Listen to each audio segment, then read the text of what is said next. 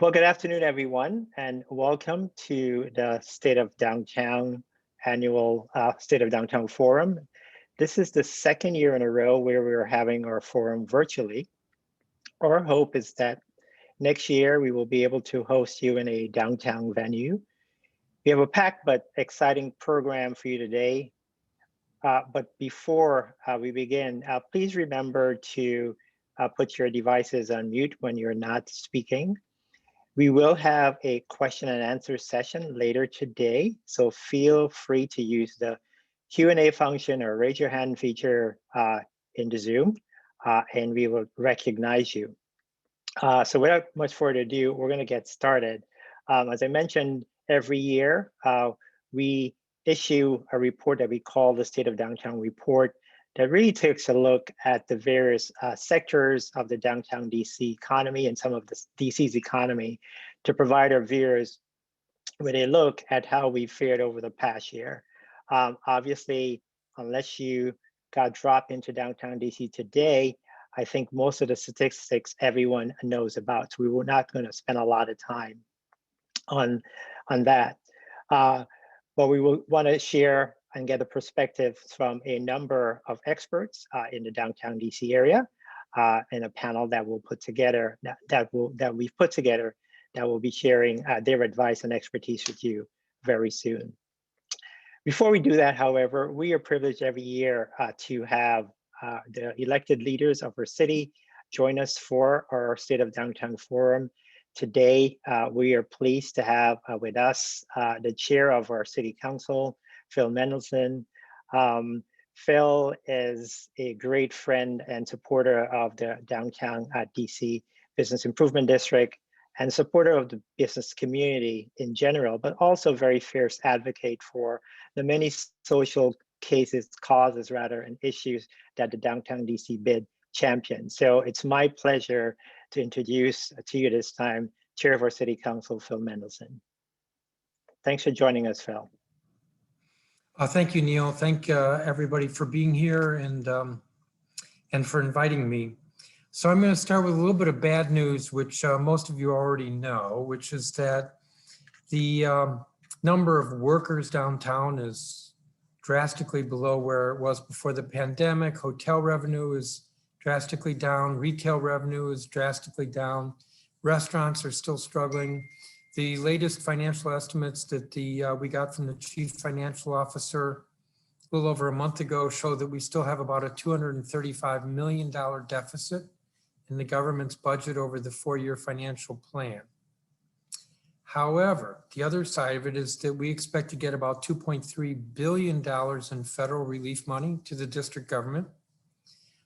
Some of that, a lot of that will be this year, but much of it will be spread over the next couple of years in our financial plan. That $2.3 billion in federal relief does not include the additional dollars directly paid to, for instance, the unemployment insurance benefits, those relief payments that were made to individuals, the programs to assist businesses directly, as well as about another $900 million in grants for programs that the district runs. So there's quite a bit of money that's coming into the district economy, and that's good. It's also good that from a public health perspective, that DC residents are getting vaccinated. As of April 18th, nearly a third of all district residents have been fully or partially vaccinated, and over 150,000 people are pre-registered for vaccinations. Of the over 462,000 doses the district has received, nearly 85% have been administered. So we're doing quite well that way. And as we know, the vaccine is key to our being able to reopen our economy. We are seeing that the mayor is adjusting the public health emergency restrictions so that we are beginning to open. And I know for some it's moving too slowly. And maybe we are. I don't know that I'm venturing an opinion as much as I want to say, emphasize that we've been very fortunate in Washington, D.C. that we have not seen the kind of surge and I'll say crisis that we're seeing in Michigan right now, or we saw in New York City a year ago, or in Arizona last fall. And that's all to the good, because I think in the long run, it means that our ability to reopen and get back to normal is enhanced. The mayor and the council have been working together with regard to what are we going to do with this budget. I want to say, what the heck are we going to do with this budget? So we were supposed to get the budget March 31st, but that date, which was set last December, clearly was a bit too soon, given that Congress was considering the relief package in March. So we agreed to delay the budget till, I think, this week in April. But we being the district government, doesn't have the guidance from Treasury with regard to how to spend or what the restrictions are on that $2.3 billion I mentioned. And really, it's to everybody's advantage if, when the mayor submits the budget, she includes within that the $2.3 billion, how she proposes to distribute that among different programs, which, if you think about it, can be integrally tied with local dollars, the dollars that we raise through our taxes and so forth. And so it's pretty complex, and it's better if we have the entire package. So we've delayed the budget submission until the end of May. I believe it's May 27th. The council committees will be having hearings in June. And I think what everybody has to pay close attention to is, are we making the best decisions from an investment perspective of these dollars that we have, these federal dollars? Because there are things that we can do that will pay off quite handsomely in the long run. Or there are other things that we can do that might provide some short-term benefit or relief, but not as much of a lasting benefit. So we all need to be looking closely at that. And I also want to say, and I'm nearly done, but I don't want to end on a bad note, but maybe I'm going to, and that is that we could very well be having another fight this year in the council over taxes. It's a little hard to believe, but there are some advocacy groups that have already begun the lobbying for raising taxes. And I don't know if that means income taxes on high earners, or property taxes on million-dollar mansions, or what exactly that looks like. But I think everybody needs to be fully aware and awake and participating when we get the budget at the end of May. I'm feeling hopeful about where we are. I feel like we are reopening slowly but surely, that we are turning the corner on this pandemic, and that the damage that we feared was being done to the city, and particularly with downtown and our employment sector and those at the lower end of the income scale, that actually that damage hasn't been as bad as we feared a year ago. And it's still not clear what it will look like. I certainly want to be a partner and be helpful to ensure that we have the best recovery, and that we actually get back to a new normal that's stronger and better than the old normal. Again, thank you all for having me and for hearing me. Thank you so much, Chairman Mendelson, and thank you for your continued support of the Downtown DC Business Improvement District and businesses in DC. Thanks a lot. Our next presenter is the Ward 2 Council member, Brook Pinto. Even though she's only been in her seat for a short time, her impact has been tremendous in the short time that she's been here, particularly addressing many of the issues and concerns for stakeholders downtown, including the future of Chinatown Gallery Place and growing office vacancies. And so please join me in welcoming Councilmember Brook Pinto to bring a few remarks. Welcome, Councilmember. Hi, nice to see you. Thank you so much for having me. I am Brook Pinto. I'm the council member representing Ward 2 in the downtown area on the DC Council, and it's my pleasure to be here with you today and welcome you to the Downtown DC BID's State of Downtown DC 2020 virtual discussion, especially on this historic day for our city when the House just voted to admit the District of Columbia as the 51st state. Thank you all so much for joining us, especially to our esteemed guests and my colleagues, DC Mayor Muriel Bowser and DC Council Chairman Phil Mendelson. I appreciated your remarks, Chairman, and your focus and partnership in supporting downtown. We have as well our Deputy Mayor for Planning and Economic Development, John Belchicchio, Heather Arnold, CEO and founder of Via Metrics, Tom Fulcher, the Vice Chairman of Seville's North America, and Kathy Hollinger, the President and CEO of the Restaurant Association of Metropolitan Washington, as well as Solomon Keene Jr., the President and CEO of the Hotel Association of Washington. And to all of those who are representing the Downtown DC BID today, I want to thank you all for your steadfast leadership and partnership as we focus our energies on recovery and sustainable, equitable, and inclusive growth for downtown DC, which I know is front of mind for all of us. I'd also love to give a special acknowledgement and thanks to our Downtown DC BID President, Neil Albert. Thank you so much, Neil, for sharing your bold visions and your continuous efforts to bring all of those visions to life as we uplift the residents, businesses, and cultural and educational institutions that call downtown DC home. And we know that those are in part what make our city so vibrant. You and the entire downtown BID have been incredibly strong allies and supports for our entire community. And as the Ward 2 council member, it has been my honor to represent downtown DC and work with my colleagues and the mayor to continue addressing our challenges and meeting the immediate needs that have all been exacerbated by the COVID-19 crisis. Since the beginning of the public health emergency, the Bowser administration and the council have worked very closely with federal and local government officials to gather and distribute several millions of dollars in relief and assistance to our communities to address issues ranging from unemployment, homelessness, housing, learning loss, food insecurity, small business relief, and many more. And the Bowser administration has worked very hard to ensure that our city saw an equitable and robust vaccine distribution process, which now includes walk-in sites for our seniors, vaccination resources for homebound individuals, and many more supports for our neighbors in need. And these actions were desperately needed and are so vital in our efforts to ultimately bringing individuals back to downtown to live, work, shop, and tour. Over the last year, I have engaged with countless residents, nonprofits, and other community and business groups to learn their stories and identify ways that our office can be most supportive in our efforts to recover. As we know, the relief to our small and local business community is so desperately needed. And last year, I was proud to co-introduce legislation with my colleague, Councilmember McDuffie, to extend the lifetime of our streeteries by over 1 year through December 2021. I would love to see those streeteries extended in perpetuity.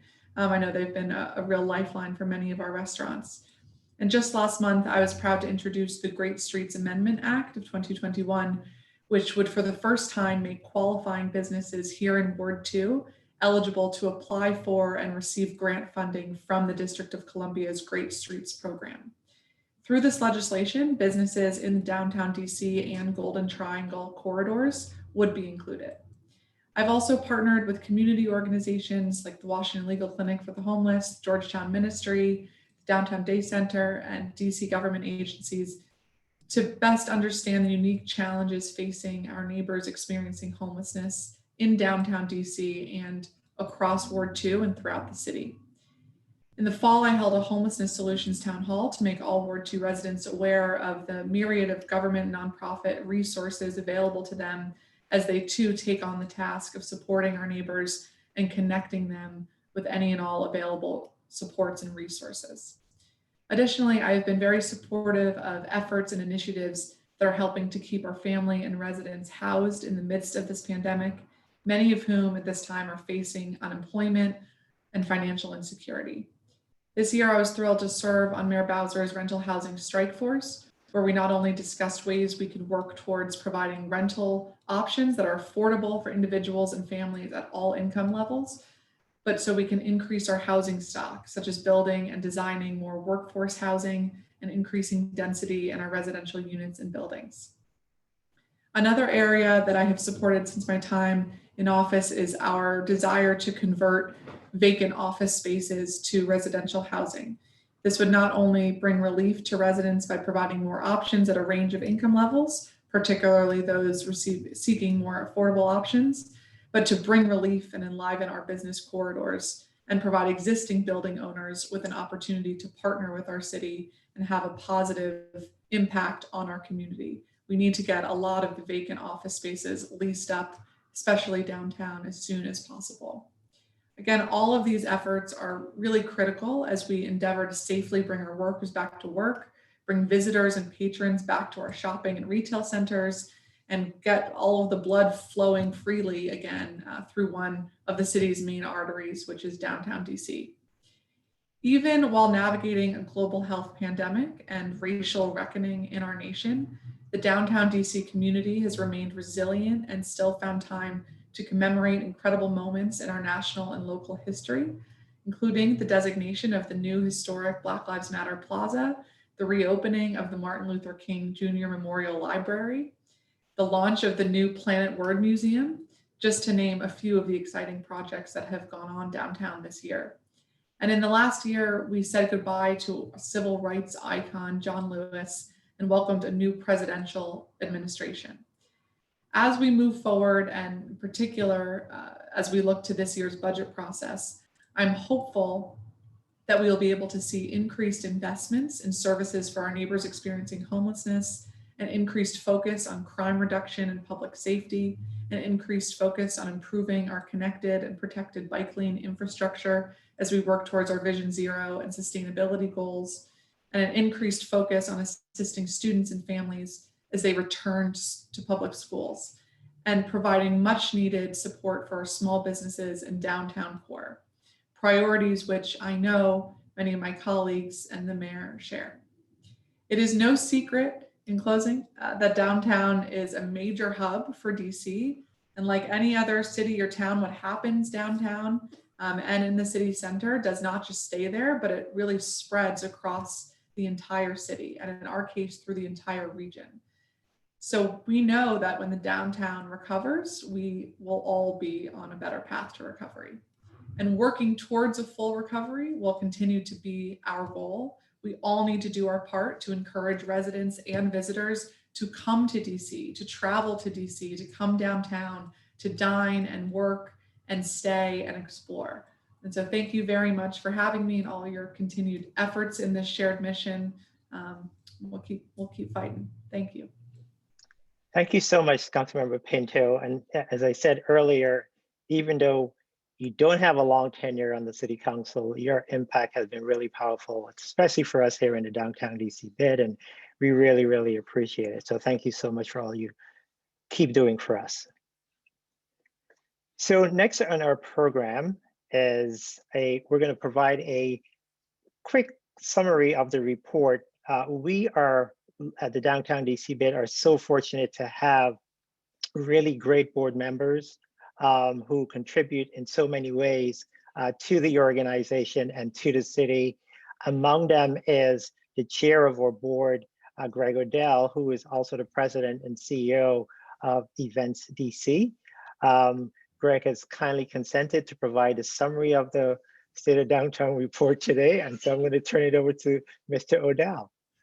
Thank you, Neil. I'm not sure if I consented or was voluntold, but I'm happy to do it on behalf of the board of directors. It's my honor to provide this summary. And let me first echo your comments, Neil, and thanks to Councilmember Pinto and to Chairman Mendelson for not just the remarks, but their true support of the Downtown BID and what they do for the city. I will note that Councilmember just came to the convention center recently to visit the vaccination sites, and it really has been directly involved, and we thank her for her leadership, even in a short period of time. And so we thank you for that. And obviously want to thank the mayor and the deputy mayor and her team for all that they've done on behalf of the city. And we'll certainly speak about that in this report.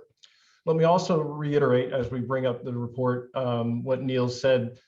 So the wonderful team at the Downtown BID, DC BID, provided lots of great detail and data, albeit sobering this year, unfortunately, for some of the information received. So I will provide some summary in this report, but I will move through this summary pretty quickly, as I know you'll get an opportunity, if you haven't already, to read the wonderful report that was prepared by staff. So let's jump right in. This first slide, just to remind those or familiarize yourselves with our footprint. This is the footprint of the BID, roughly about a square mile. Remarkably, we have 98 million square feet now of built space in the BID. Pretty remarkable and impressive when you think about the growth and how it really has propelled our city. As you all are aware, a majority of that build is through office space, about 77%, but we also have hotels. We obviously have living accommodations as well, apartments, condos, but then have wonderful amenities such as Capital One Arena. We have our performance venues. We certainly have wonderful theaters.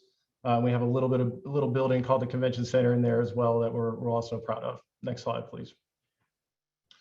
So we all know that our lives have changed and really we experienced three really severely impactful events that not only obviously impacted downtown, but our city, our country, and even the world for that matter. And so we know about and we still live through the impact of these events, but we wanted to really talk about the impact on downtown of these significant events this year. Next slide. So just at a glance, and again, we're going to get into a lot of detail when you read the report, but particularly we saw a rapid economic decline in 2020. The economic activity was 18% of the pre-COVID levels in December 2020. We only had 10% of office workers in our office. And as you all know, we've seen a continued downward trend that's increased our vacancy rate of 15.4% in 2020. I would note that that number is actually at 16% now in 2021. And then we've seen metro ridership certainly decline in 2020 as low as 8% at the end of from what 2019 levels were. And then in our hospitality sector, we saw a significant decline as the fourth quarter of 2020, we were at 11% of what the prior year levels were in 2019.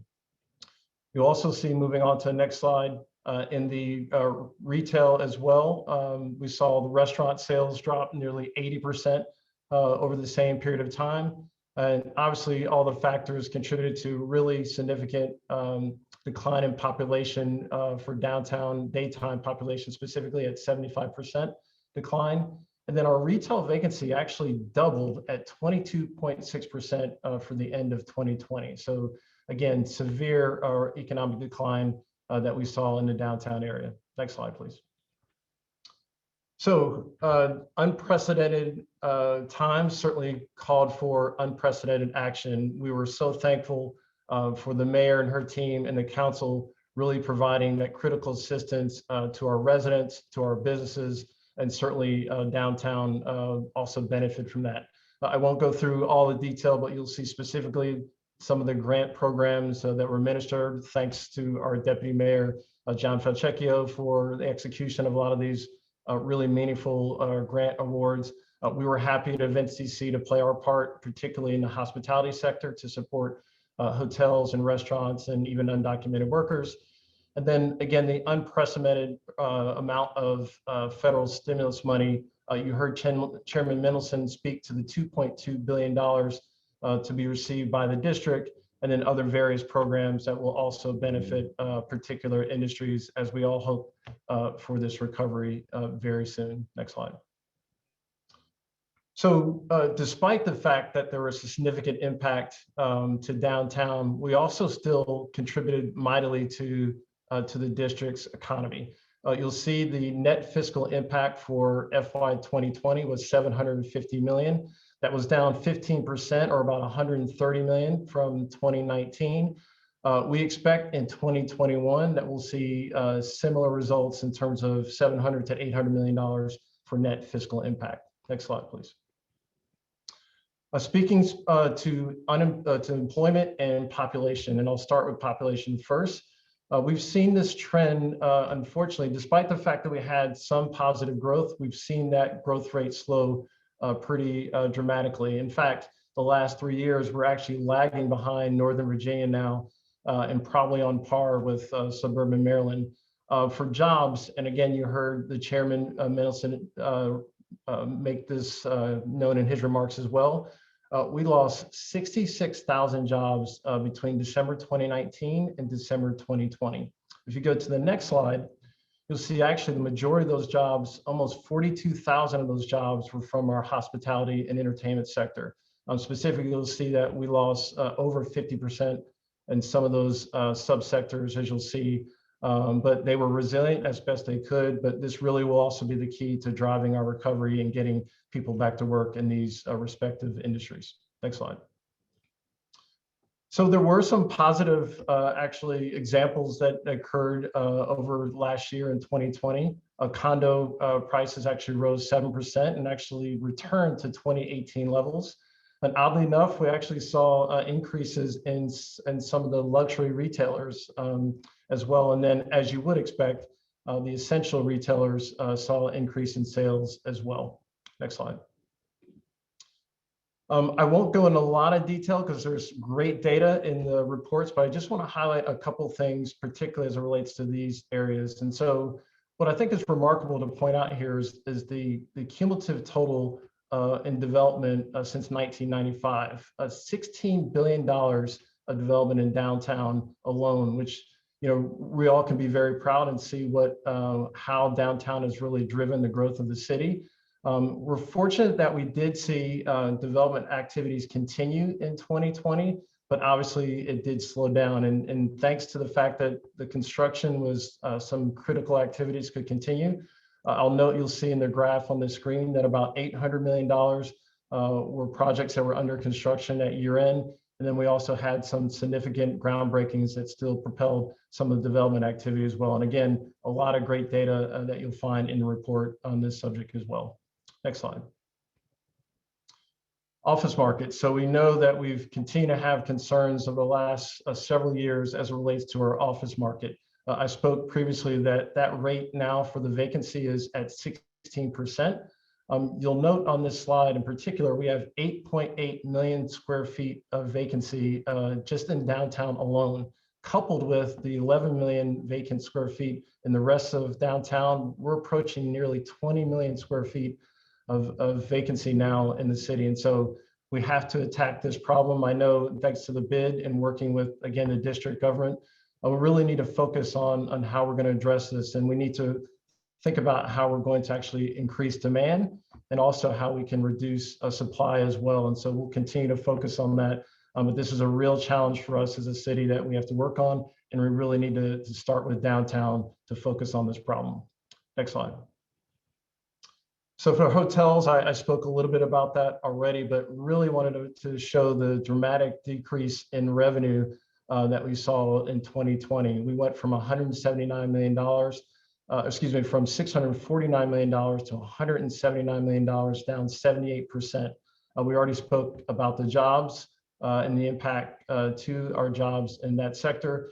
And then also our friends at Destination DC have projected that we'll see over 50% decline in visitation for 2020 as well when those numbers come in. I don't even want to speak to the conventions. Unfortunately, we've basically come to a halt, and until obviously we return to areas where people can travel and gather, we're still in a holding pattern. Hopefully until the fall that we'll start to return to some live event programming. Next slide. Equally, as you all know, for our entertainment venues, for our theaters and museums, they were essentially closed since mid-March through December. The good news is early as last night, we saw some fans that were able to attend Capital One Arena, and we also saw them beat Golden State, which was great. But we're hoping that we'll start to see more pickup as the health restrictions lessen. But this was a huge impact to foot traffic, certainly in downtown, for all the wonderful venues that we have in the downtown area. Next slide. Similarly, for shopping and dining, you saw the average revenue was 30 to 50% of pre-COVID levels for shopping, and similarly 20 to 40% for dining. And as I mentioned earlier, we saw a huge impact to our retail with the vacancy rate doubling from 2019. Next slide. And lastly, just to talk about the downtown living, I already spoke to the positive increase we saw in condos, but unfortunately, a very significant decrease in rents for apartments. You see, obviously stated there 24%, but also that was a record high and 11.1% in terms of vacancy in 2020. Next slide, please. So despite all the bad news, unfortunately, I will say we were very proud that the BID and many of you really were very resilient, supporting each other and really helping to sustain our economy as best as we could. And so just wanted to highlight a couple things that the team did at the BID, and also thanks to the board for their support as well in some of these activities. Most notably, we provided $1 million in grants to restaurants and retailers in the BID. On a related effort, we also launched the multi-restaurant street food program that you heard Councilmember Pinto speak of as well. And then there really was a lot of activity I know Neil personally was involved with, not only in things like the return to office, but also the overall recovery effort for the district as well, and working closely, again, with the deputy mayor and with the mayor and her team. And then other numerous activities, and most notably, and last I would mention, I was certainly continue the operations of the Downtown Day Services Center for our homeless constituents as well, and also established the weekend food services program on Vermont Avenue. And so just a snapshot of some of the wonderful things, but again, I want to thank Neil and his team for all the hard work. They've worked harder than ever this year to really help support our businesses, our residents in the downtown area as well. And I'm hopeful that we'll all see better days ahead. And certainly I look forward to seeing all of you hopefully in person very soon. And I'll turn it back to Neil. Thank you. Thank you so much, Greg, and thanks for that report. We're actually going to delve into the report. We have a great panel that we've assembled. So generally, or normally, the panelists will be represent the stakeholders of the Downtown DC BID. This year, we're doing it a little different because we've been all impacted severely, regardless of where we live or who we represent. We've all been impacted severely by COVID-19. There are industries that have been impacted more severe than others, particularly our hospitality industry, or restaurant industry. And so we wanted to focus on those two industries. But the retail industry, commercial real estate market has also been impacted. And so our panel today represents many of those industries. So let me start by introducing our panelists, and I'm going to ask them to turn their camera on as I introduce them. The first is John Falchicchio, who needs no introduction. John, however, for those of you who don't know, is the Deputy Mayor for Planning and Economic Development and Chief of Staff to Mayor Bowser. John and his team have been so instrumental in providing not just lifelines, but bridges to the future for many of the businesses in downtown DC. So John, welcome. We also have joining us today, Heather Arnold, who is the CEO and founder of Biometrics, which is a firm dedicated to understanding and measuring opportunities created by affordable housing development, and when appropriate, the associated ground level retail. I've known Heather for a while, mostly during her years as principal at Street Sense, where she was in charge of research and analysis. But the Downtown BID has benefited from her retail market analysis over and over. So thanks for joining us, Heather. And then Tom Fulcher, who's the Vice Chair of Savills North America. Savills is one of the world's largest real estate service providers. They have experience not just in the US and in DC, but expertise spans the globe, including offices in the Americas, Europe, Asia Pacific, Africa, and the Middle East. Kathy Hollinger, everyone knows Kathy. She's the hardest working person in the restaurant business, and she doesn't work in a restaurant, but her support for restaurants during the COVID-19 pandemic has been just above and beyond. It's a pleasure to have collaborated with Kathy on a number of initiatives this summer. So Kathy, thanks for making yourself available for your partnerships with us. And then last but not least, Solomon Keene. Solomon is the president and CEO of the Hotel Association of Washington, D.C. Between Kathy and Solomon, they are vying for the most hard-hit industry title. They don't want to accept it. I think Solomon has got her beat a little bit, but Solomon and Kathy, the end is near. That's my started. Thanks again for joining us. So I just wanted to start by asking a general question to everyone in 30 seconds or less. Is there anything in the 2020 State of Downtown report that surprised you, either positively or negatively? And you can all jump in at the same time. Hey, Neil, I'll jump in. Hey, everybody. Happy to be with you guys. Thank you, Neil, for pulling this together, and to your chair and our partner, Greg Odell. Thank you for running through the report. I think one thing that surprised me and we shouldn't lose sight of is kind of the comparison that was at the end of the report about how we're faring versus other downtowns. The strength that the downtown bid has helped us that actually started well before the pandemic. Greg talked about the $16 billion of investment in downtown. It really has made our fundamentals strong. And none of us wanted to go through the pandemic, but we were ready for this big shock. So we're a resilient city. And one thing that the data showed, especially as we compare to other cities, is that resilience is showing through in this report, in those comparisons.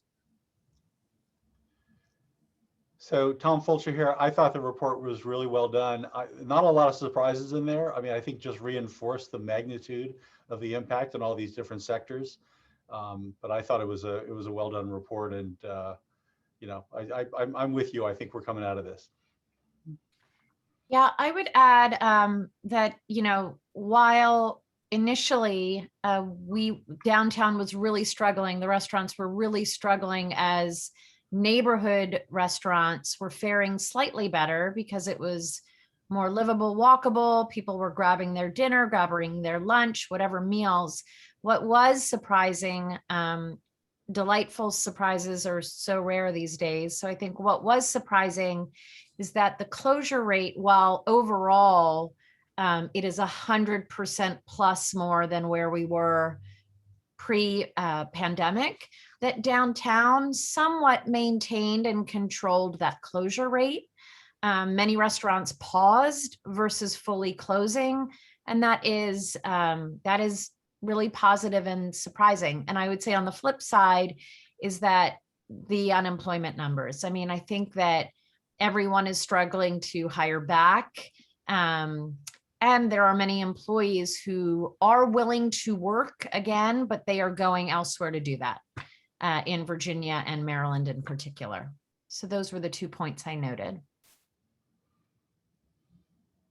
Heather or Solomon? I'll just pile on to Kathy's comments a little bit. One of the callouts in the report that I circled with my highlighter was that downtown lost 75% of its daytime population during the last 9 months of last year.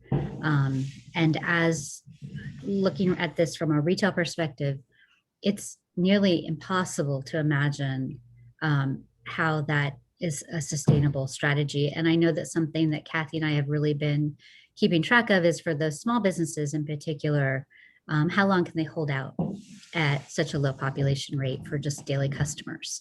And so I was really appreciative of seeing an actual metric associated with that. Good afternoon. And thank you for having me, Neil, and thank you for everyone else who is participating. I thought that the report was spot on. Unfortunately, there were not any pleasant surprises in the hotel section, selfishly, but we all knew that. Our picture is a very grim one, and the report reflected that very accurately. However, we remain confident that through a healthy, robust, speedy recovery, that we will come back. Thank you so much. So I'm going to start with John. And the mayor may include this in some of her remarks, but I was telling Jerry and the team yesterday that the city, the downtown bid would have been so worse off if there was not the timely interventions that the city put in place, whether it's their grant program, whether it's the moratoriums, like it or not, on evictions, et cetera. So John, for the audience who doesn't pay attention every day to this kind of stuff, could you just share with them some of the interventions that the city undertook to mitigate the impact of COVID-19 on our businesses in downtown DC? Absolutely. No, thanks for that, Neil. I think the big thing that was highlighted in the report and that Greg highlighted in his presentation was really that kind of unrestricted cash relief, which I think was so important for our businesses. I know we worked on this with our partners on the council. There was a sales tax holiday. There was the $155 million that went to our businesses. But then we also innovated. One of the things that is well known, and I know the BID participated in this themselves, was setting up streeteries. So moving dining outdoor. And we did that not just making it free and making the review quicker than we would have been pre-pandemic, but we also invested in it. So when we knew that the colder weather was coming, we did the winter ready grants as well. And I don't know, Kathy may agree with this one, but I think we've done more for our restaurant community probably than any other jurisdiction in the country. That includes off-premises sales that we allowed, and we've now want to make permanent streeteries, which we now want to extend for another 2 years. And one of the things that was also, you asked in the previous question for something that was surprising. One thing that was really surprising when we talked about the concept of streeteries, we actually thought we would engage the ANCs to make sure that there was buy-in from the community. And early on in the process, we actually heard from ANCs who said, don't bring us every application. We actually don't want to be a part of that. We want you to do everything that you can to help our businesses survive. And so that was reassuring. The other thing that was reassuring was just how well DC government team members did in coming together and finding efficiencies as we were also innovating. That's hard for government to do. And I hope that spirit carries us even beyond the pandemic. Thanks so much, John. And as I mentioned in my opening remarks, I think we all know the statistics about the impact of COVID-19. At the downtown BID, we sort of want to focus on how we transition out of this, but transition, as people say, to build back better. And so the question I have for you, Kathy, is, and as I mentioned earlier, Kathy and her organization undertook a lot of initiatives, including just communicating, some would say over communicating, Kathy, with her stakeholders. But it's been very beneficial, even to folks here at the downtown DC BID. So I'd love for you to put on your prognosticating hat and sort of share with us, in your mind, the scenarios for recovery of the restaurant industry here in DC, not just downtown DC. You know, what would it take? What kind of partnerships need to be in place to make that happen? I'm not asking you to talk about time frame, but just sort of how do we get back, how do we build back that restaurant business better here in downtown DC? No, those are great questions, Neil. And I absolutely have to echo what John said, what the deputy mayor said. I mean, there was no jurisdiction in the country that did what Washington, D.C. did for our industry specifically, as this pandemic began.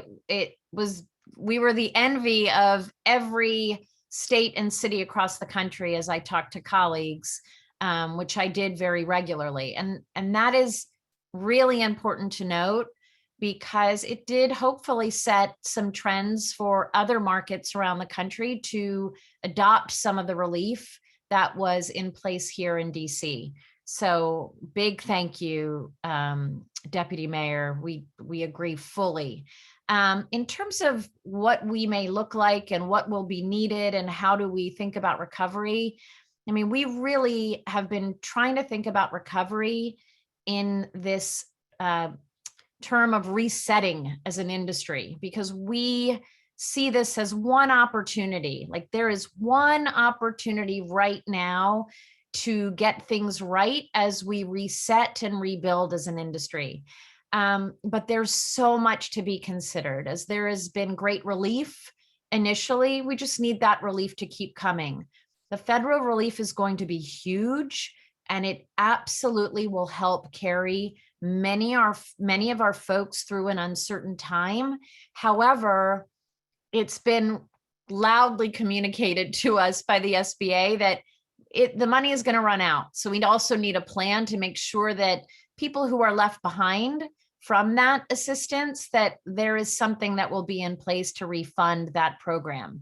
And also on a local level, we're going to need recovery in all shapes, forms, and sizes. And, you know, we have ongoing conversations with the city around that. We also need to make sure that, and I don't know if our chairman of the council is still on the phone, or Councilmember Pinto, but we talk a lot about pausing on anything that does not seem to be so immediate and urgent in terms of fees, taxes, anything that layers financially a burden for small businesses, because they are just trying to put their arms around, how am I going to get to tomorrow, let alone sustain long term.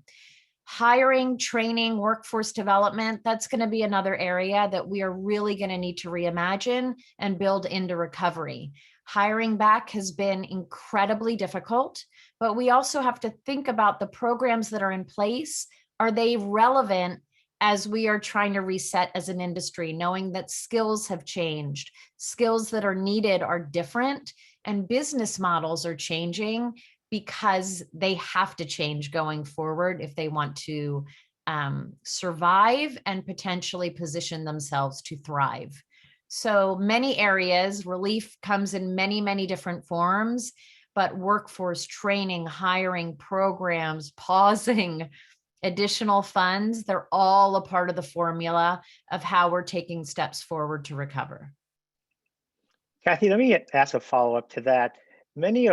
Some of our restaurants, not many, some of our restaurants in the downtown DC BID are having difficulty attracting workers back. I was talking to, I think it's fine, he wouldn't mind me sharing, Barry from Cuba Libre mentioned a couple of weeks ago how difficult it was to attract employees back. What is the Restaurant Association doing to help? And what can the city do to help in this endeavor? So I would say that what is the Restaurant Association doing to help is we are looking to create a portal that is very dynamic and is connecting restaurant owners and operators directly with either previous workers or those who are interested in working in this industry, because you're right, the need is vast. Julie and myself at REMW, we hear regularly from dozens and dozens of operators who are just not able to hire back. Their people have either moved out of the city, they've moved back with family during the pandemic, or they've left the industry and they've moved on to other industries, which ties into what is needed or could happen with the city in terms of partnership. Is we have to think about anyone and everyone, from those who are working with the WIC to those who are working in various workforce development and training programs. It has to look different. Training is going to have to look different, which means curriculum has to look different, which means platforms and modes to train people will have to look different. So we are looking at various technologies that we can either create in partnership with others, or to work with cities and municipalities around the region to create the right tools that are going to be needed as we think about hiring back and creating a qualified workforce to meet the needs of our industry. So there's so much there, but it is the biggest issue outside of overall COVID restrictions that we are feeling as an industry right now. People cannot find people, and that's a really big challenge. Yeah, so there's a challenge, but also an opportunity here, Heather. So I want to focus on you for a little bit.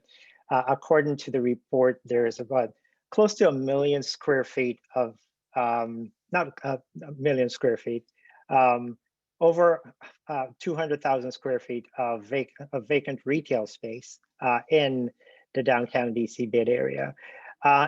It's both a challenge and an opportunity. So I want you to put on your optimistic side.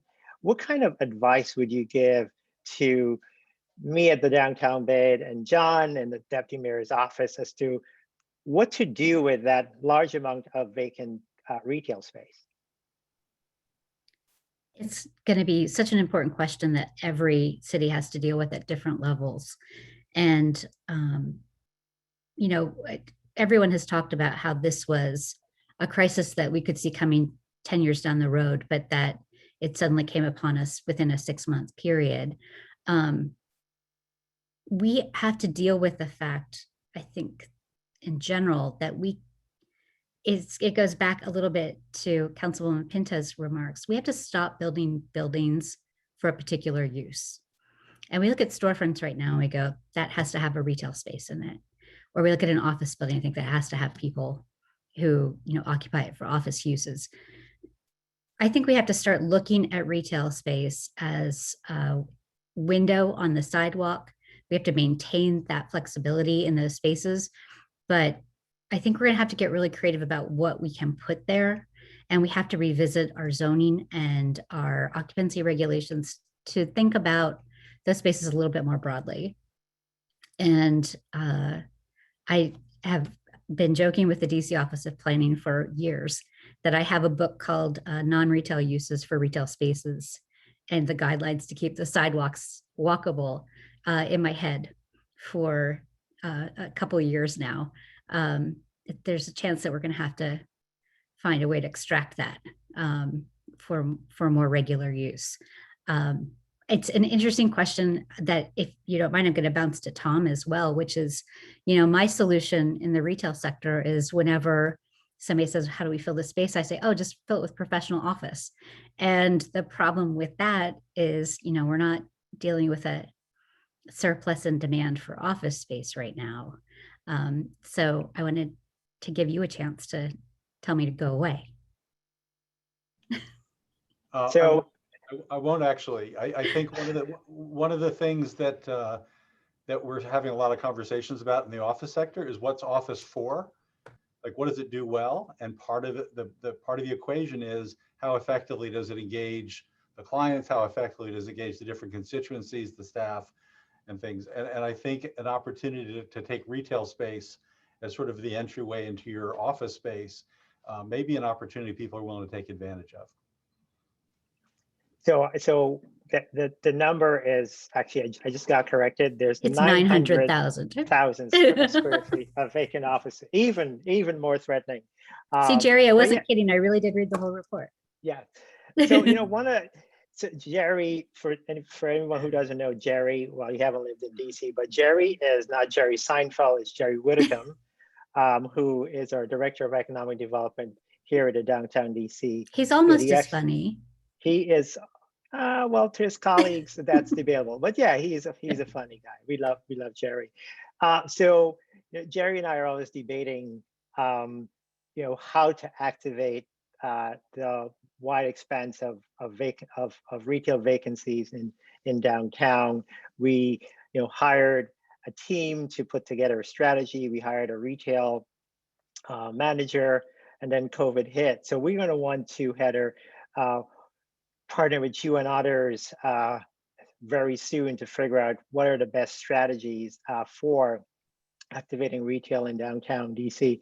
But before I move off of you, Heather, you know, I hear all the time from my colleagues in the suburbs and folks my age, meaning old, about, you know, why shop in, you know, in the suburbs, or the virtues of shopping in the suburbs versus shopping in downtown DC. Mm-hmm. What could we be doing as a BID, as a city, to make shopping in downtown more attractive? That's a great question. And it's a very difficult question because at its very core, retail is reactive. And so, you know, it's very difficult to create retail demand out of thin air. It's going to be related to people who live nearby, people who work nearby, people visiting Solomon's hotels. They all provide the customer base for the downtown area. And there's a little bit of, just being able to sustain right now until we can get back to a place where we have a customer base again. And I do think that some really important moves are coming out of the $2.3 billion that will be supportive to help people get through to a time where they can thrive again. But I think as a BID, being an advocate for your, not just your tenants, but your property owners too. We recently did an analysis that concluded there's approximately $34 million of unpaid rent in Ward 2. So Downtown DC BID and the Golden Triangle BID, that doesn't just affect the tenants, it affects property owners too. And we kind of lump them all together in this, we think of them as like these big corporations that can absorb that. There's a lot of people that own maybe one commercial property in all of DC and it's in the downtown BID. That's really hard to absorb. And so I think there's just so many pieces to this.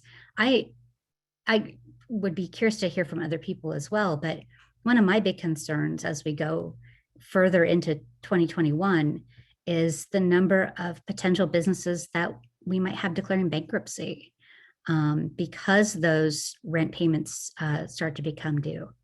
And what are the ways that we can help them to at least get back to neutral when it comes to the finances? And to me, that's a part of how do we create recovery that will eventually lead to growth.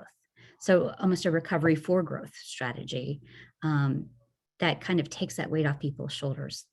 So just being an advocate for those really specific avenues of recovery, I think would be really important.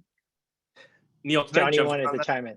Sure. Yeah, can I jump in on that? So actually one of the things, and Heather, I'm glad you laid it out that way, because what Mayor Bowser has really challenged us to do is to think about this in kind of 3 phases, and they're not necessarily one after the other.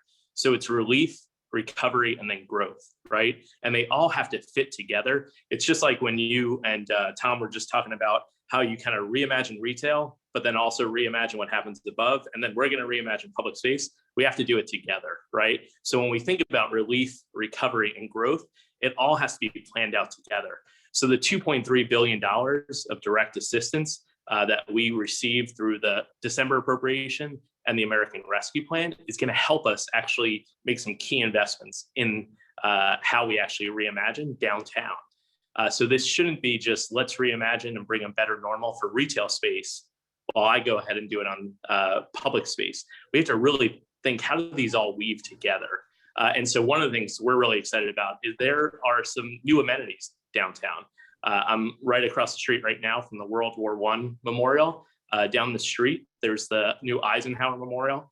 Neil is not going to sleep until Franklin Park is reimagined. And so really, I think that there's going to be a lot that we have to offer. And that doesn't even look further ahead when we think about the K Street Transitway and how we're going to make people move through downtown and around downtown more efficiently. So I'm really bullish and optimistic about what the future holds. We've been able to weather kind of the toughest challenge, right? And we've lost a lot. We've lost a lot in our neighbors, but we've also lost a lot from the pandemic itself, but then the economic impact. But what we also know is that we're resilient. We're going to get through this, and our better days are ahead, even our better days, Neil, as possibly the 51st state. So I just wanted to give a shout out too, because today we saw the historic vote again in the U.S. House of Representatives, and we go on to the Senate. Now, I bring that up not just because I'm really excited that we've passed the House again, but we also know that there's a business case for DC statehood. We need to ensure that we as a region have 6 senators. It's very important that 712,000 Americans are full American citizens, but we also know that the business case is that there will be 6 senators. So when we think about really the long-term growth that Heather talks about, we don't need to just reimagine retail, public space, and the space above the office or the hotels. We really have to think about how we move people through the region and get the tunnel under the Potomac River funded for Metro. So 6 senators could help us do that. So really excited that today we take another step forward on that. John, thanks so much for sharing that. Don't mute yourself as yet, because I want to introduce you to Tom. As I mentioned Tom in my intro, Tom is the vice chair of one of the biggest real estate companies in the world. And so I want you guys to talk to each other. So Tom, as you can tell, John's not shy. What would you ask him in terms of assistance for the commercial real estate market here in not just downtown DC, but here in DC? You come off mute so that he could hear you, Tom. Hearing none, we'll move on to the next question now. All right, and I was looking at it, I say, just make sure when you talk, don't take yourself off of mute. Neil, Tom got so excited about that question, he couldn't even figure out how to mute. That's right. So it's a really big question. You know, one of the things I was just thinking about the conversation about retail. I mean, one of the things is always been a criticism I've had of Washington is the fact that, you know, it's a lot of banks, it's a lot of, you know, kind of dead type retail. And if we had more interesting shops, if you start to have more clothing shops and just sort of having sort of more interesting restaurants, and, you know, sort of the rents come down, if you start seeing a different population of retailers coming into the market, I mean, it would start to liven up the market and would really continue to make the city more dynamic. So I mean, that would be one of the things too. You would want to look at the city making that easy. And, you know, if we actually had office tenants that said, you know what, I want to do retail, make that easy. I mean, let's take a look at sort of all this space and say, what's the way to make it easy? If we've got somebody who's fogging a mirror who wants it, let's take a look at them.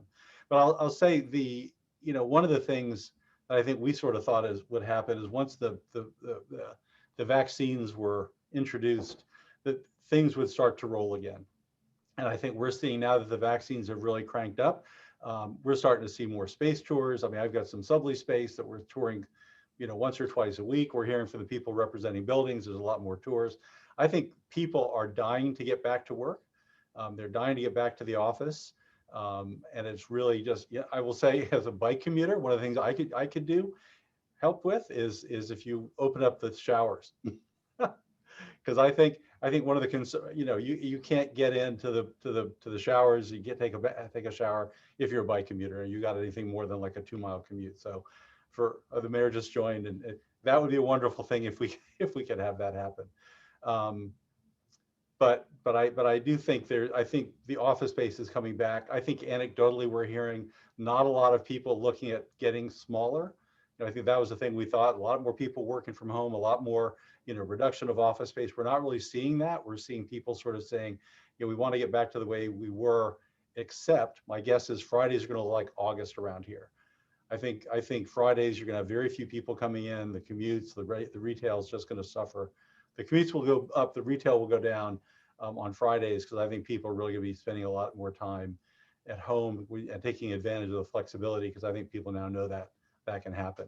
But big picture, we want the office to do well, and we love having restaurants and the retail, and that supports the reason why you want to come downtown. The lunch meetings are going to start again, I think, relatively soon. So I think it's all sort of coming back now that the vaccine has sort of started that wave of sort of getting people going to be comfortable to come back. Thanks a lot, Tom. So Salman, let me turn to you. Salman, you are not old enough to remember the 90s. I will remind you of the 90s. There were quite a few downturns in the 90s. I know the mayor is not old enough to remember it either.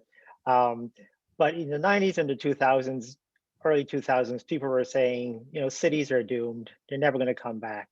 After September 11, the prognosis for particularly the hotel industry in New York City was pretty bleak. Now it's a thriving, robust industry.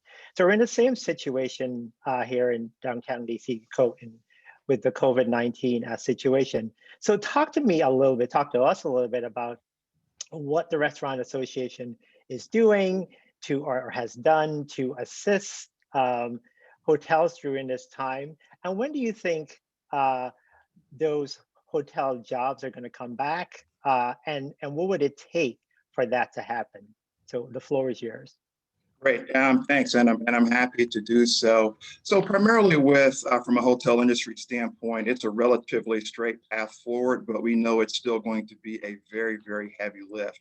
There are a few simple things that we can do to get us moving in the right direction, but we know that our lead time, quite frankly, is going to be longer. It takes longer for hotels to book even small events, even leisure travel, compared to a guest going into a restaurant and enjoying a meal. So keeping that in mind, one of the priorities that we've been communicating is the importance of the continuing to ease the restrictions that are in place. We are grateful for the mayor's leadership in this area, particularly as it relates to May 1st. No one is looking more forward to May 1st in the hotel industry when we can increase some of those capacities. And we know that the mayor and her administration are taking all of the factors into account. And we are anxious to prove that we can host events, not only in the size that will be approved on May 1st or allowable on May 1st in a safe and appropriate manner, but as things continue to get better from a pandemic standpoint and the restrictions continue to ease, we're confident that we can continue to host larger scale events as well. But the fact of the matter is those events take time. It takes time to book. It takes time for them to get here. So we're pretty confident that this is going to be a leisure travel based recovery. So that said, the second biggest thing that we're really beginning to focus on is communicating to the traveling public that DC is open for business. We are ready and prepared to safely and appropriately welcome travelers to the district. They can enjoy all of the available amenities that the district has to offer. As we have fewer restrictions, obviously, those amenities will grow and we will become even more and more attractive as time goes on. Fact of the matter is DC is still a phenomenal place to have your convention, to have your meeting, and to travel for personal and leisure travel. Those factors will still be in place after the pandemic. So while it's been dark, it has not been doom, and our industry still remains very, very confident that as we continue to move forward, that we will come back strong. For the jobs, there are several factors that come into play. Unfortunately, there have been several hotels that have changed their market position here in the district, and some that have decided to retire early, and some have simply removed themselves from the hospitality industry. So there are 9,700 folks that are temporarily disconnected from working in hotels. That's almost 10,000. So I know that Kathy and I speak all the time, and they're having a very acute problem as it relates to finding talent to bring back in. I know that we'll have some challenges, but we have a lot of folks waiting on the sidelines. They're eager to get back, and we're eager to get them back. So from a job standpoint, again, while things don't look good as we sit today, we remain very confident that we will get there. We haven't seen any technological advances that lead us to believe that automation or anything is going to take the place of a person holding a full or part-time job in a hotel. So we remain very optimistic in that area. So let me ask a follow-up to that. You know, no downtown DC hotels permanently closed during the pandemic, and only a few hotels in the rest of DC closed, which is obviously good news. Do you anticipate additional closings over the next 20 years? Next 12 months, not 20 years rather? What are you hearing out there? Well, so I'm not going to share. I don't have any specific data to share as it relates to individual closings. But what we do know is that other markets, from a hotel standpoint, are recovering a bit quicker. For everyone on the call, typically hotels exist within a portfolio, and the tendency for folks that are responsible for managing that portfolio is to invest in the highest performing assets. We know that the faster those markets grow, and the slower it's going to take for us to ramp up, the wider that margin becomes. That's becoming the concern. But we have seen some activity, and we have seen some transactions. Now, it's important for everyone to recognize that just because a hotel is sold or it changes or transitions ownership does not mean that it will no longer function as a hotel. That's incredibly important for us from a hospitality standpoint, to the district, from a revenue standpoint, and also from a job standpoint. It's simply based on the sheer number of jobs. That's great, thanks. So I just want to, I know we only have a few minutes more before we hear from our mayor. There were a couple of questions in the chat. I think I addressed one of them, which was the difficulty in finding retail workers, restaurant workers in particular. So we addressed that. There was a comment and a question about how we activate downtown. So John, I want to put you on the spot, a place that you're accustomed to being. You and the mayor have been working on a number of initiatives to encourage people to come back downtown, come back to the office. Can you share with us briefly what you're doing and talk about some of the partners you're working with in this initiative? Absolutely. And just to kind of build on what Tom had said, I think one of the things too, when we think about the health protocols, let's keep thinking about kind of the big picture and the long term. Right now, we've asked office users to really make sure that they have a health and safety plan in place so they can start welcoming their employees back to the office. So that's going to be something that we're excited about. And Neil, what you were alluding to is something that we're working on with the downtown bid, the Golden Triangle bid, and some of the others with the Federal City Council, which is a pledge to return to the office. So we have over 130 companies signed up. They represent actually 30,000 employees who said that they're going to start to implement their plan to return to the office. So if you're watching this right now and you're not in your office, we need you to start making that plan to get back into the office. So there's nothing holding back our office users from getting back to the office today.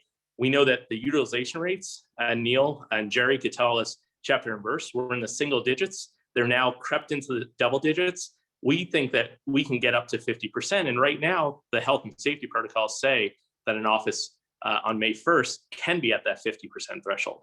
So let's start utilizing the capacity that we can do gradually and safely. One of the things that we're doing, Neil, is a partnership with WeWork because we know that people are going to rethink how they work in an office. And what WeWork does is it allows for more flexibility for our people to work at any of their locations. And we know that workers want to have a little bit more flexibility when they come back to the office. So we're excited to have a new discounted rate that WeWork is offering. You probably know WeWork is really the largest private leaseholder in the district. So it's important that we have that partnership with WeWork. The report points out that they're about 60% or almost 2/3 of the kind of the shared work model, or excuse me, the shared office model in the district. So we need to make sure we highlight that. We also have a new DC company called WorkChew. It started in 2018, was really highlighted in the pandemic. What WorkChew does is it works with restaurants and hotels to actually provide co-working space, shared working space for individuals or for teams. So if you think about it, your tabletops at your restaurant or your ballroom in your hotel can actually be converted into co-working space with a company like WorkChew. So I'm going to ask Solomon and Kathy to make sure her or their members know about the great work that WorkChew is doing. But then I think we really need to, again, focus on kind of that runway. So we know that workers aren't going to rush back to the office. It's going to be gradual, and we're going to do it safely. But we need to really start having those conversations. The other thing I know you're going to hear from the mayor about is that we really have to continue to focus and be laser focused on crushing the virus. We've got to claim victory on the virus. The only way we do that is really by getting more people vaccinated. So as of last night, about 43% of Washington, DC residents had one or more shot, I should say. And then 25%, a quarter of our adult population, has had full vaccination. That's a good thing, but it still means that we have a ways to go. And so that's why you're going to see health protocols remain in place, but that doesn't mean that we can't return to the office. So Neil, I know you're hearing me loud and clear on that part of it. And then for Solomon, we know that there's about 150 hotels in the district. We did see 12 of them close permanently or temporarily. And of the ones that closed permanently, that number being about 12, we also know that 9 hotels opened in the district. So the district, again, is a resilient city. And we have to build on the fundamentals that we have. One of the things I want to see for Solomon is make sure that the Smithsonian's get open too. If leisure travel is going to really be what rallies first, then let's make sure that those amenities that we have in the district are ready to greet visitors. And again, limited capacity, gradually and safely, but we can do it, and we can show people all that we love about Washington in a very near term. John, thanks so much. And I think that's an appropriate way to sort of end this segment. I wish we had more time. I want to thank all of our panelists for giving of your time and your expertise today. I promise you we'll do a follow-up forum, a much lengthier forum, so that we can delve into the issues. But I think the main message coming out of this is the optimism for the future of downtown DC and the city that we're hearing from all of the sectors. If we could be of any help in any of that, we at the Downtown DC BID, please feel free to call upon us. So Heather, Kathy, Tom, Solomon, John, thank you so much. So we are pleased to have, I think for the 5th or the 6th year in a row, my mayor, Mayor Muriel Bowser, I think it's the 2nd year she's doing it virtually, but gracing our State of Downtown Forum with some salient remarks. Mayor, we admire the work that you have been doing to really just pull this city out from the throes of the pandemic. As we said in our conversations earlier on, we are looking to the future while we really commend you and your team for actually building a bridge to the future with all of the support that you've provided. So thanks again for all you're doing. Thanks for joining us today, and the floor is yours. Well, thank you, Neil, and thanks for those comments. I came in on the tail end of the previous panel, so I want to thank them for all of the work that they're doing to support businesses to get through what has been a tumultuous year for sure. I'm happy to be joining you from downtown DC, and I assure you in every day that in the downtown, I see more and more movement, but I also see DC residents and workers who are adhering to the best medical advice, that are supporting restaurants, that are starting to have in-person business. I see tourists who are enjoying the sites without crowds. So it's actually probably one of the better times to come and see the monuments and enjoy all of the National Mall amenities.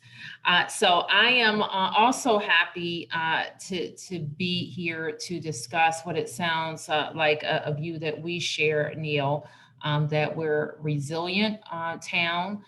We are cognizant of the challenges that this pandemic has presented to the downtown. We're not alone. This is not a unique Washington, D.C. issue. I think this is an issue that cities all over the world will experience, but certainly in our country.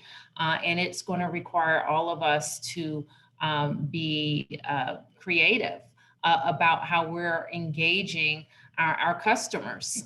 So for the downtown, that's the property owners, how they're engaging their tenants, for restaurant tours, how they're engaging their customers, for employers, how they are engaging their employees and workers who are facing a whole different set of choices. So we have approached the last year and some change now with the view of immediate emergency response to a global pandemic, but quickly thereafter to recovery. How did we use last year's budget, and how will we use this year's budget to invest in an equitable recovery?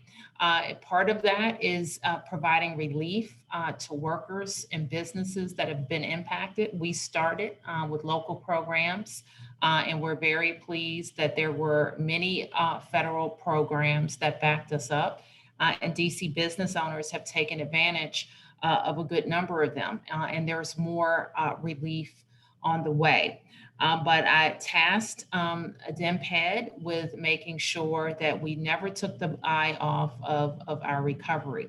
Part of that has been getting every thing that we're owed from the federal government. I'm pleased that the $750 million kind of stiff arm that they gave us last year was rectified in the American Rescue Plan, that PPP has flowed to the district and there's more on the way, that housing dollars that are helping us keep pace with our affordable housing demands have kept pace, and immediate relief to workers in the form of unemployment and stimulus payments, and also payments to undocumented workers who support a lot of industries represented here, have continued to flow. So that's important. We look to the upcoming budget to include a big federal infusion, some of which will be used in the upcoming year. Other dollars will necessarily be spread out to support our recovery and growth to get on the other side of this pandemic. So there will be much discussion, and there are some pessimists among us, I'm sure, who think that the downtown is dead or is not coming back or is better to be in Virginia. Well, you won't be surprised that I don't share that view. It may mean that we need to focus harder on the things that make us a great destination, a great place to live, work, and play. We need to be more disciplined in our policy, recognizing that businesses and have choices. But I think there's another element here, that workers are increasingly having more choices, and workers are going to really dictate a lot of decisions by their employers about location, about work-life balance, about transportation, you name it. So I don't think it's good enough for us kind of to wring our hands and say we're not competitive. But we have to retool and say, this is what it's going to take for us to hone in on the things that are uniquely Washington. And those things are many. And hone in on the benefits of a business being here, but also recognize that it will be harder. And we can't let the overly activists in policies that affect how easy it is to do business. But we have to be overactive in how creative we are about making our destination distinct. So that is what I've challenged all of my agencies to do, from regulations at DCRA to ABRA regulations and how we make those easier so that people can do business, to continue to invest in velocity so that tenant improvements, interior and exterior, can happen more quickly. Also to, reclaiming public space. I think this pandemic has demonstrated to us that we can get by with fewer car lanes. And I dare say fewer parking spaces, if it will enhance the experience of people walking and dining and going to work and using public transportation in our city. So we're ready for the opportunity to win with our businesses, attract our workers back, and run a good government that makes the business environment predictable and reliable. Let me just express my appreciation for all the support that you've given us, and for really working hand in hand with not just my administration, but I know with the members of the council as well, in supporting emergency operations. I was telling Chairman Mendelson earlier that nobody wants to see kind of the state of the emergency need to end more than I do, because working in a state of emergency is necessary, but it's also not easy. And I don't have to tell you that. The decisions I have to make mean some people are happy and some other people aren't. But at the end of the day, we have managed to control, manage as best possible this virus in our city.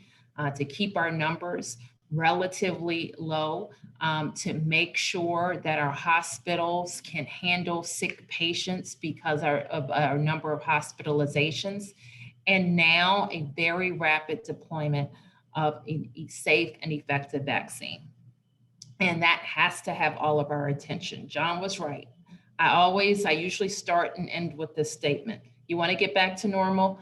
We got to get our people vaccinated. That's the only way. We have to show for people to feel confident about coming back to work.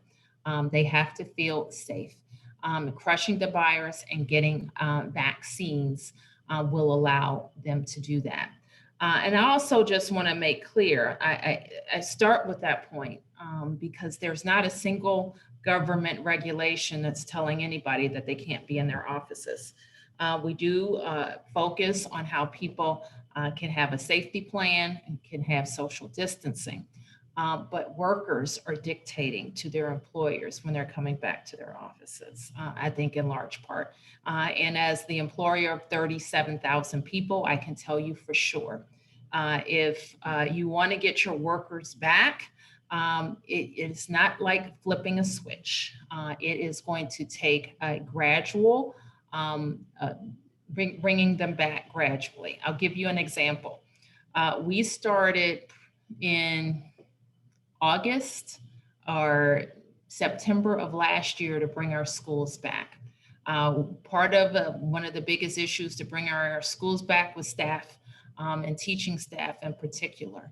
And so having started very aggressive planning and negotiation with our employees in August, September, we were able to get a portion of them back in February. So that was after many, many months of working hard with extraordinary improvements and policies in place. So I just give you that anecdote because when you're talking to employers, we know if they don't have a plan to get people back to work right now, they probably won't have them back this summer, and they may not have them back in the fall. So we need to have a sense of urgency with everyone to have a plan in place, to seek guidance and assistance, be innovative with your plans for workers, and start bringing them back. So with that, I want to say, I know that it's been a tough year for the state of downtown, but even in a tough year, there are things to celebrate, like the beautiful Franklin Park, and like the wonderful World War I memorial that just opened, or many of you will know it as Pershing Park, which is right across from where I am. We're looking forward soon to our entertainment facilities like the Kennedy Center and Arena Stage and other theaters, being able to have guests beginning May 1st. Our sports facilities now welcoming guests, patrons who will be restaurant patrons as well. So we're very pleased with all of those things. We'll be able to have more outdoor events as well, small gatherings, which we know were very important to our hotels, to include regional meetings and weddings, that inside and outside. Our convention center will be able to host regional meetings. And so we know that all of those things are working well. I told a group of business owners and association folks and venue operators that I thought that we would be able to do those things on May 1st based on our forecast. And at present, we're heading in all the right directions. It may be that we know even more by June and certainly by July. That's going to allow us to release even more restrictions. So with that, hang in there. We're going to be pushing with you every step of the way. And when people ask me, I want you to know this, what are your kind of top priorities going into this? I have a number that I rattle off, but one of them is bringing back the downtown. You can't have a town without a vibrant downtown. So bringing back the downtown is tops on our list. So thank you for that. Thank you so much, Mayor, for your remarks and for your partnership. Can I prevail on you to talk 1 minute about what the House vote means for DC, the House vote today on statehood means for DC? Well, it's huge in a lot of ways. It's the second time that the House has voted to approve statehood for DC. We also had a vote in the last Congress. It was different in the last Congress because we had a president who was opposed and a Senate Majority Leader who was opposed. And now we have a president who issued for the first time a administrative policy guidance from the White House in strong support of DC statehood. And I believe that Leader Schumer is committed to making DC statehood a legacy item of his. So when you have all of those things, this could happen.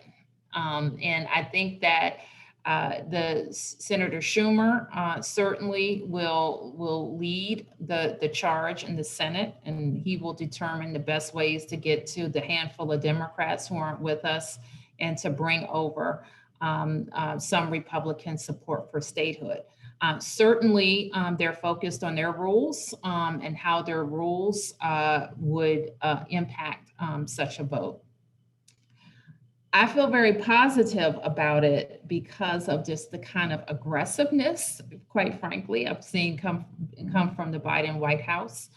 And the real recognition that this is more than about DC. This is about American democracy and how DC senators can make it more fair and a more perfect democracy. So I wish I had a crystal ball for you, but I will say that the business community's support, I think it's also has also grown. I know it has, and I think it has been important in this discussion as well. It has also helped us regionalize the discussion. You will hear me say that we're not just talking about our 2 senators, but we're talking about the region's 6 senators. And we know that means more funding for Metro, more funding for bridges, making sure that the region or DC is not shorted when it comes to an emergency. All of those things are huge for us. Thanks for indulging me. Again, I appreciate all that you do for the city and for downtown DC.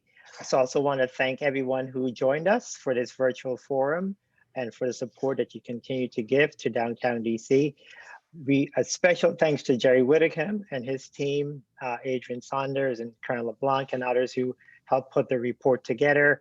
If you attended this forum, you should have gotten an email earlier today with the report, and it will be on our website if it hasn't been very soon. So thanks everyone.